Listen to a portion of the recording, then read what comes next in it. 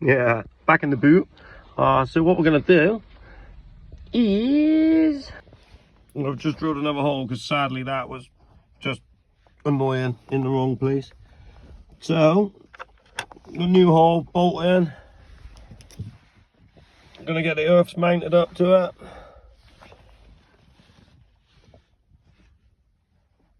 Cool, that's annoying to do with one hand then, isn't it? Something like that. Obviously, that other one on, wing nut on.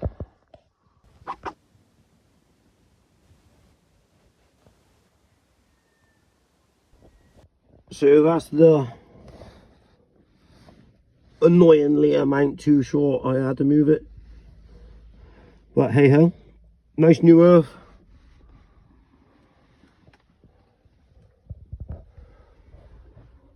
Just about to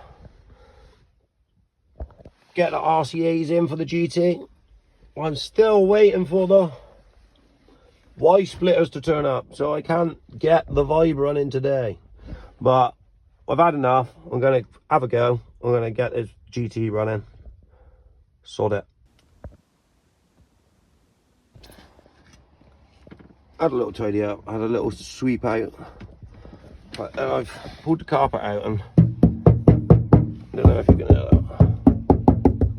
I need to buy some more sound deadening anyway before my other box goes in, my new one.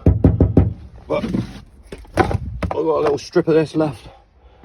Before I done the inside of my boot lid out because it was horrible. It made quite a lot of difference in the boot lid, so I'm going to cut these straight down the middle and just see if I can deaden it a bit. Because that's horrendous. I'm going to do a lot more deadening eventually, but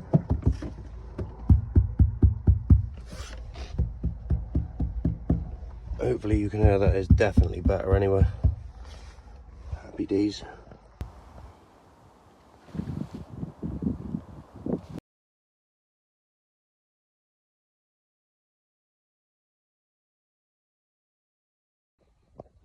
Right, so I've managed to get the GT amp powered up. There's going to be a lot of hate for this, no doubt, but I do have two old random mix match, not a pair subs. They're both, let me get this out properly.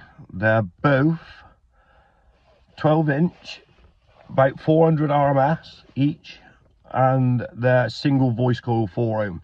So I've got two of them running on a 2 ohm load, and yeah, it sounds absolutely incredible already, really, for what it is. I'm overly impressed, so happy days. I can't wait to get just got to have a little mess around, get the bass knob sorted with the volt gauge on. I'll do another little video, why not? We're here for the ride, aren't we? So yeah, happy days, guys. Great success.